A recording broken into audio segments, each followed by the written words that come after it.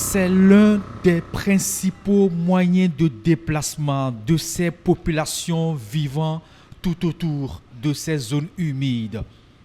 Des aires communautaires de conservation de la biodiversité. Nous sommes plus exactement sur l'ACCB de Tongba-Douko. Au loin, on peut voir cette forêt de mangroves. Malgré toute sa valeur écologique, elle subit la pression des populations. Ces mangroves leur servent de bois de chauffe, une utilisation hautement dangereuse pour l'environnement que l'ONG CEDV, avec le soutien du gouvernement luxembourgeois, le ministère du cadre de vie, veut arrêter.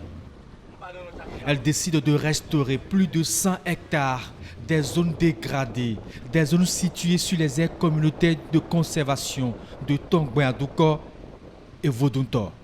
Ce projet impacte deux communes, la commune d'Abomey-Calavi et la commune de Ouidah. Comme vous le savez, les mangroves, c'est un véritable écosystème et nous avons le devoir de le protéger.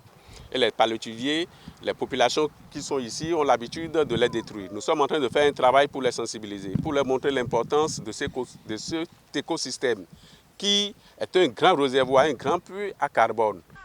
Pour faciliter le transport des plants de palétuviers d'une rive à une autre et un déplacement aisé de l'équipe de restauration, l'ONG Chaque enfant a droit à la vie a acquis cette bague motorisée.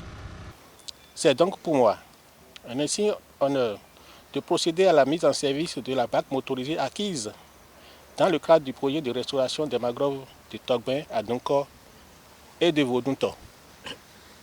Les mangroves constituent un grand puits de réservoir de carbone et permet à notre pays d'être sur le marché carbone. Et ça va faire bénéficier cette commune des ressources économiques qu'on peut mettre en valeur.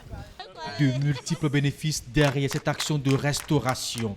Créer un nouveau poumon vert de séquestration de carbone. L'ONG CEDV met à la disposition des populations une forêt d'acacia et une autre fruitière, de quoi combler la demande en bois énergie.